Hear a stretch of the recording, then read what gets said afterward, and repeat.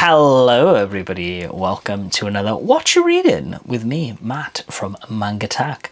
So today I'm going to look at a book that honestly I could find very little information on, and some would argue, you know, when you search YouTube and you cannot find any information on something, is the book even worth covering, especially when it's this razor thin? But I say, then it pleases me to be the first. So, here I am, covering a book called Mechanical Man Blues. And this is a book by Tsukasa Kotobuki, who is a mangaka within his own right, obviously, hence why I'm holding this manga. But he primarily worked on things like Gundam Victory and some other stuff that we didn't get in English.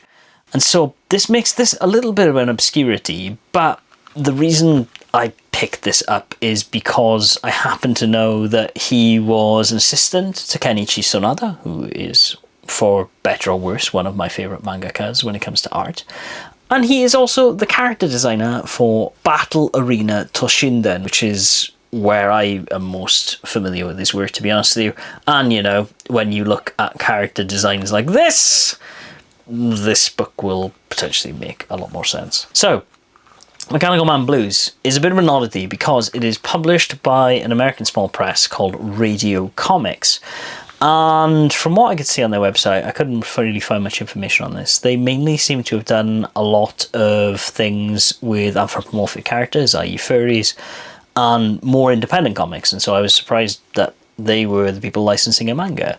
In fact, if Wikipedia is to be believed, this is an American-only comic. This was not released in Japan, even though it is by a mangaka. This is purely for American audiences, which essentially is why nobody talks about this book, and why it only got 3 traditional floppy volumes and then was put together in this Hue trade paperback, which, again, is very, very thin.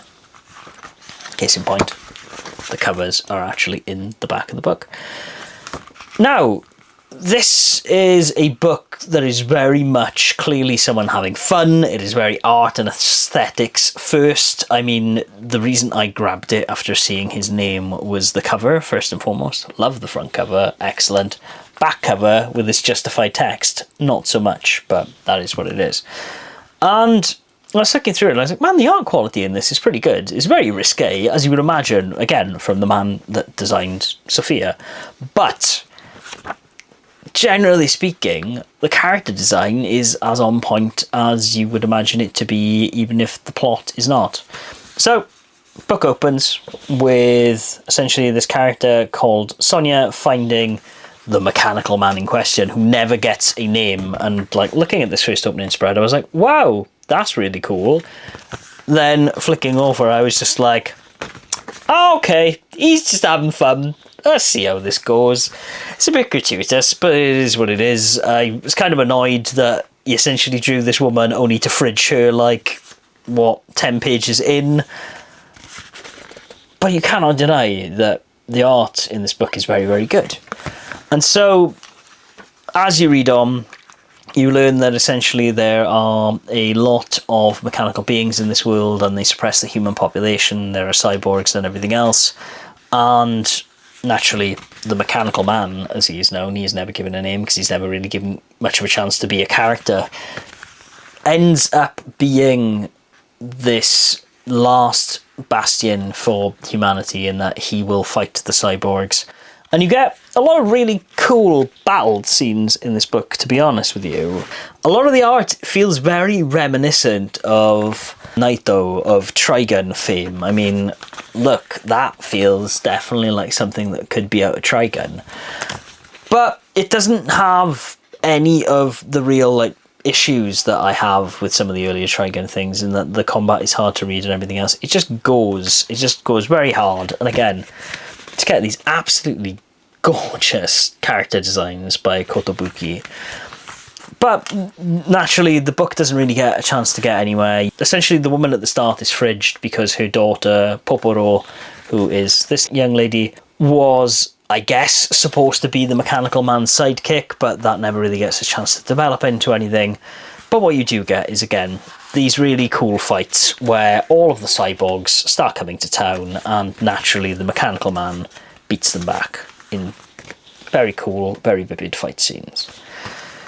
And then the third chapter is just clearly, for me, some fights around some clearly Shiro Masamune-inspired characters, in that they kind of remind me of the Puma sisters from Dominion Tank Police. Let me find them. There we go. As you can see, minus the Katyus, they're pretty similar. And then, naturally, the book ends on a cliffhanger of these two sisters having a fight because the Mechanical Man can hack them, because, again, they are also cyborgs. And after a big battle, the two of them part ways. You're introduced to some kind of guy who kind of looks a little bit like Sigma from the Mega Man games, which wouldn't surprise me if that is the basis of it, considering he is a huge fighting games fan and probably then, by definition, a Capcom fan. And the book ends, and that's it. And that is all anyone will probably ever do with this series. And, you know, probably for good reason that it doesn't really have that strong a plot, if I'm honest. The art is naturally very high, but without a good story for them to wrap it around, it doesn't really do a lot, which is a shame, because again, I think the character designs in this book are very, very strong, even though clearly the dude's just having fun drawing very tight bikinis on ladies for the most part. I do genuinely think that some of the cyborg design is really cool. I mean, you know, let's ignore the imagery of the bikini-bound lady for a second and just look at this dude. There's some strong character design going on there, and I think it's actually kind of cool. Is this a book that I'm going to say to anyone, hey, rush out and buy this? No, but, you know, if you see it around, it's worth flicking through at least. At least the art quality is very high, even if it is all very skin-deep in terms of the quality of the book itself. It does have some nice foils, as you can probably see by these reflections, but generally speaking, it is what it is. And in fact, my copy of it clearly wasn't even read by the person who owned it before me, because these pages are still even bound together, which generally tells me that the quality on it wasn't very high to begin with. But that is, in a nutshell, Mechanical Man Blues. I hope you've enjoyed hearing about a weird, obscure anomaly within international manga.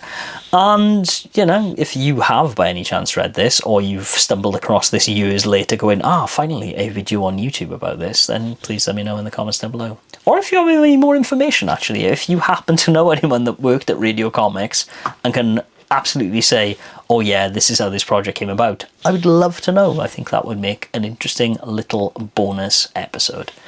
Anyways, folks, that has been me talking about this. This actually ran on a little bit longer than I expected it to, but such is life. Okay, folks, I will see you again tomorrow for a book that is actually available on comic shelves that you can maybe pick up yourself. But until then, be sure, as always, to read on. Take care. Bye-bye.